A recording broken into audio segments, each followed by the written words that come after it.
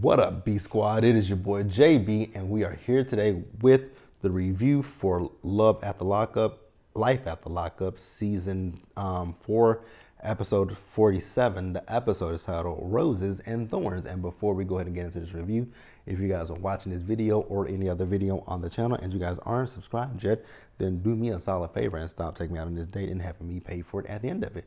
You guys know you can do me that favor by liking the video, subscribing to the channel, turning on your post notifications, and sharing the video. And with that out of the way, without further ado, let's go ahead and discuss Life After Lockup. I'm making this face because I wasn't listening to what I was saying. But let's go ahead and get into it, shall we? So you guys, once again, another boring episode. When is Life After Lockup going to end? And we're going to get to a new season of Love After Lockup. I need some new fresh faces. Wait a minute, so we're on Life After Lockup, right?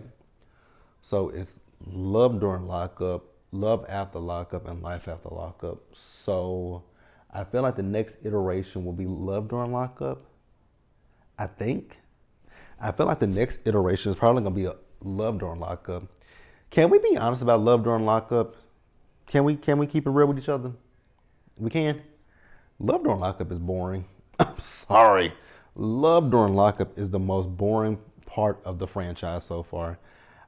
I still review Love During Lockup, but I just don't find it interesting at all because I think the thing that draws us in with Love After Lockup and Life After Lockup are the inmates when they get out of jail and we see them interact with each other. But Love During Lockup, we're just watching one person and the other person's behind bars. Like Melissa and Louis from Love During Lockup, that was the worst couple I've ever saw. That nutso. But that's neither here nor there, you guys. This episode, it was like I said, it was another snooze fest. But we're gonna actually go in exact order of my notes. Sean and Sarah.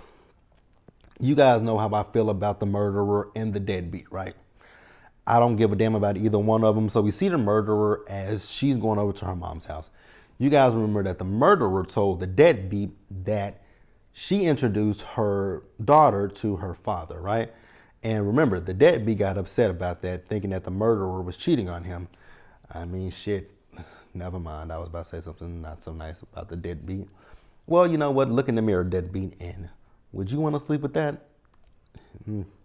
Nope. I don't get why the deadbeat is so upset about Sarah doing it. I mean, yes, she snuck around you, right? But she just told you that it was for her daughter. Now, I know that the deadbeat has gotten in his mind that the murderer might be trying to, wiggle her way back over to the ex, right? And that the ex might have, he did not say ulterior motives. He said alternative. I'm like, sir, it's ulterior motives, not alternative motives, but okay. Go off, deadbeat. So the murderer was telling her mom about this situation, right? So she was like, is he mad at me? She's like, that wasn't my place to tell him. I'm like, you're actually right about that. But I don't give a damn, right? I don't care. So the deadbeat was talking to one of his sons. I'm like, sir. I don't understand how that son is just so cool with his deadbeat ass daddy. Yo, daddy is a piece of shit. But, hey, it is what it is, right? It is what the fuck it is. So the deadbeat told Sarah that he was hurt behind I called her Sarah. I meant to call her the murderer. The deadbeat told the murderer that he was hurt behind this, right? And I'm still sitting here thinking to myself, like, deadbeat daddy of the year. How are you mad? How are you mad? Like, that just says insecurity on your part. But here's my thing with the deadbeat. You have lied to the murderer on multiple occasions. You lied to the murderer about destiny. You've lied to the murderer about how many kids you have. You have lied to every woman that you have brought on this show. So I don't give one iota of a fuck. Let's pause here and move forward. Next up, you guys, Aries and Cameron. And you guys know I've been saying this about Cameron, right? How, I've been vocal about how I feel about Cameron being around Lena. And I will once again say I don't think that Cameron will do anything to hurt Lena, right? I just don't think that Aries made the wisest decision by marrying him immediately and immediately bringing him around Lena. I still don't think that was the best thing. But I do think that Cameron is a good person, and I do see that Cameron does really love Lena. So that is a really good thing. That is a really good thing, and I think that that's, because that could have went a multitude of ways. That could have went so many different ways, and Aries wouldn't. There could have went. There are so many ways that situation could have went. He could have not liked Lena. Like, there are so many different things in that particular saga, right? So we find out in this episode that Aries and Cameron are pregnant. I was like, wait a minute. And she's pretty far in her pregnancy, right? So, she said that they stopped taking birth control and boom, they're pregnant. So they went to go find out the sex of the baby. And so the lady was like, so do you guys have do you guys know what you guys want? They were like, Cameron would like a boy, right? Because there's so many girls, right? It's just him by himself. So she was like, do you guys have a name? They were like, yeah. So she's like, so what's the name if it's a boy? He was like, what's the name, baby? She said, Cameron Jr. He said, yeah. So then she was like, so what's the name if it's a girl? And Cameron said, Charlie. I was like, oh, that is really cute. I like that, right? So she does the ultrasound, and she said, guess what? Ew, there's a hair in my mouth. She said, guess what? And they were like, what? She said, it's a girl. Cameron was like, no, yes. I was like, I think Cameron is going to be wrapped around that little girl's finger. That is one thing I can say. That little girl is going to have her daddy wrapped around her fingers. And I was looking at Aries when she got on the table. I'm like, so has nobody saw Aries? Because you can clearly tell that Aries is pregnant. Because sis got she got a whole ass baby bump. I'm like, because she had on black. She did have on black, but I'm like, girl, I can still see that bump. So they put on the sonogram, it's for Lena. It says, hi, Lena. I'm your little sister, Charlie. So Lena doesn't know at this point. I'm like, now I have to think about how old. I didn't tweet it or anything. Well, I didn't even tweet last night. But I was thinking, I'm like, how does Lena not know her mama's pregnant? Because, again, your belly, you got a belly. Like, you got a baby bump, right? But then I also have to think to myself, like, how old is Lena, right? She's like 10 or 11. So I don't think Lena necessarily understands the whole birds and the bees conversation. So Aries was talking about how her dad is coming, right? And I will give Lena, why do I keep want to call her Lena? I will give Aries and Cameron some, I'm on both of their sides. Because she's talking about that her dad is coming, right? And I can't remember the words that she used when she was talking about it, but it was kind of like, we gotta make amends or something like that with my dad. And I was Team Cameron, because Cameron was like, I don't have to do anything. I didn't do anything to him. Like, when you say that kind of stuff, that implies that we've done something. It's not me, it's you. He said, I've never met your daddy. And when he was like, he don't have to prove himself to her dad. I think that's the one thing that I didn't like that Cameron says, like, which is true enough, right? You don't have to prove yourself to her dad, but you want to make a good and lasting impression on this man, right? Because you're married to his daughter and you're the father of her child now, right? So you want to make a good impression on him, because you don't want to go through your marriage and your child's life with your in-laws hating you, right? So Cameron, when they got home, Cameron apologized to Aries. And I again, like I said, I really do like Cameron. I think Cameron is a really great guy. He's very funny. I still just have my reservations for when he got out of prison, right? And when like, Cameron and Aries could be in a situation much like Taylor and Chance are, and we're going to talk about them in a few minutes, but like, that's why I said what I said, because she could have a complete asshole like Chance is over there with Taylor. And we're going to talk about her in a few minutes, right? So they then told Lena about the baby. Lena was happy about it. And she says, I hope that she doesn't have Cameron's personality, because he eats up everything and he drinks all the soda. I was like, it's so cute, right? But I think Lena's going to be a great big sister. And Lena was talking to her mom about, well, when she gets here, are you going to treat, basically, are you going to treat me any differently than her? She was like, no, you guys are both my daughters. You're my first baby, but nothing's going to change. And I like that. So let's pause here and move forward. Next up, you guys, Amber and Puppy. Amber and Puppy's storyline is just all over the place and chaotic as fuck, right? So you guys remember last week that Amber was talking to her friend Ruben, and Ruben wanted her to, put up $50,000 with him for that restaurant. And I'm just here thinking to myself the whole entire time, where's Amber going to get $50,000 from? I'm not trying to be funny or shady, but girl, where are you getting it from? I don't think no bank is going to give you no $50,000 loan without some collateral. And I don't know what you got that's collateral. I'm not counting your pockets. But then she called her mama and her daddy. And I'm not trying to be funny, but where mom and daddy getting it from? You and your mom are both felons for dealing drugs, right? So I don't know how that works with felons. Can a felon get a loan? I don't know. Let me know in the comment section. So Amber tells her mom how she's doing really good, and she tells us that her relationship with her mother is good, right? So she talked to her mom about the business opportunity, and her dad was there as well, right? Her mom and her dad don't really think that this is a good idea for Amber to go into this kind of business venture with everything that Amber has been dealing with, right? So then we later see Amber, and she and TC went shopping for a plant. Now, I'm going to say something, and then I'm going to move over to the next scene. So Amber and TC, while they were at this plant, they weren't in a botanical garden, but they were just buying a plant, right? So Amber told TC how lately she just hasn't really been, comfortable with who she is, right? And I think more so specifically, because she told her mom she got a gym membership, I think Amber isn't comfortable with her weight, and I can completely understand that, girl. Because right now I am not super duper comfortable with my weight, but I've gotten myself back in the gym. I've been back in the gym recently, so I'm starting to feel better about myself. So I get where she was coming from.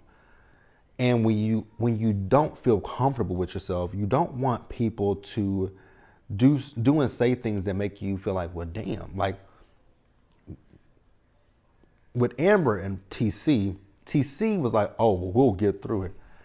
I was like, sir, that's not a good response for someone who's telling you that they are basically feeling insecure about themselves right now.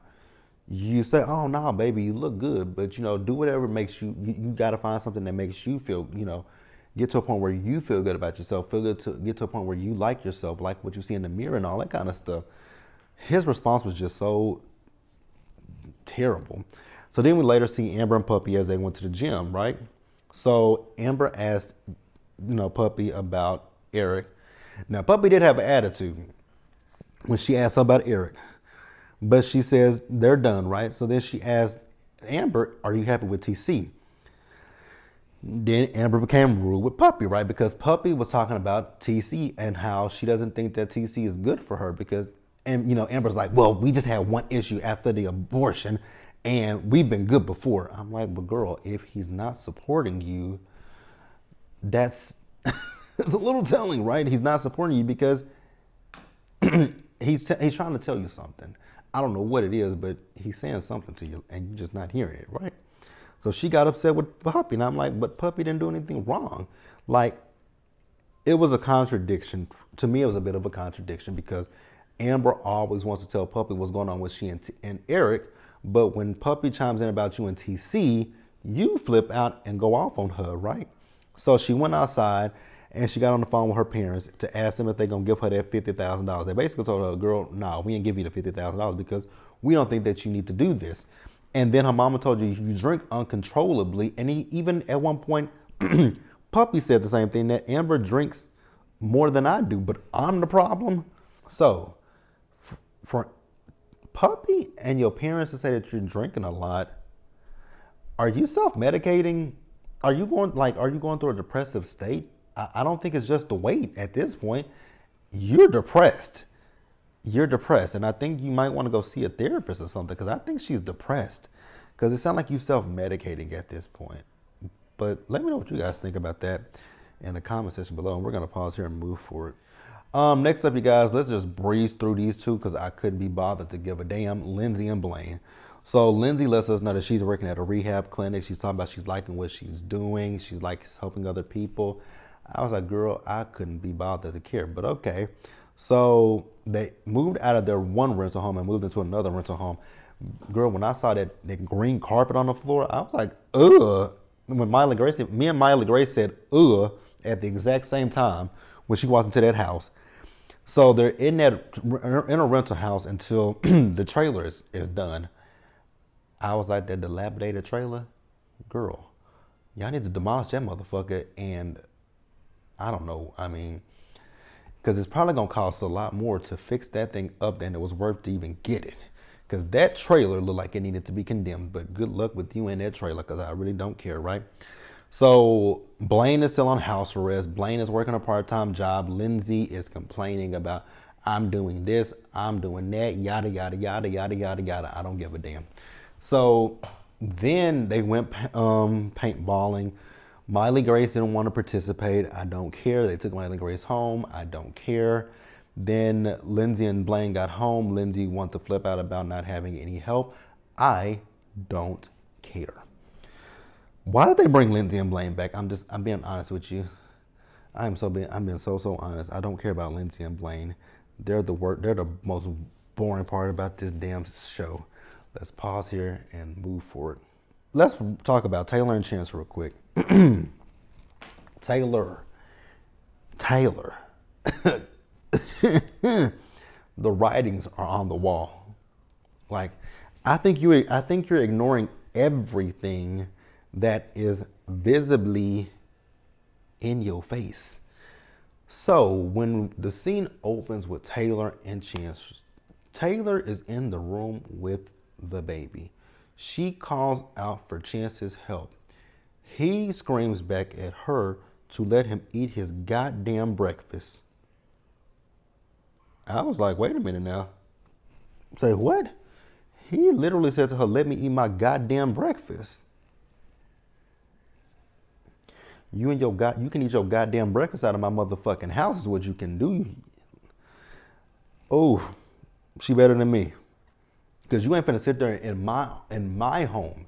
My home. If my name is on this, if it's a lease, if my name is on the lease, you ain't finna yell at me in my place, in my dwelling, where well, technically, I don't know who pays the bills, but if my name is on this motherfucker, you not finna sit here and raise your voice at me. You can get your shit and get the fuck out of my crib. Like, baby or no baby together, get your bum ass up out of my house and get the fuck out of my house. Hell to the no, right? And so he went to the room where she was, and she was like, so you went to a bar? So he went to here's the thing with Chance. You're not that smart. I just don't think that Chance is all that smart, right? And here's why I say that, right? For someone who ain't got no motherfucking job, why are you going to a bar?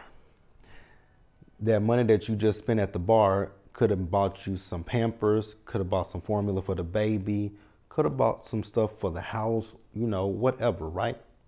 Then in last week's episode, I didn't mention it, but you went and gambled and lost $70.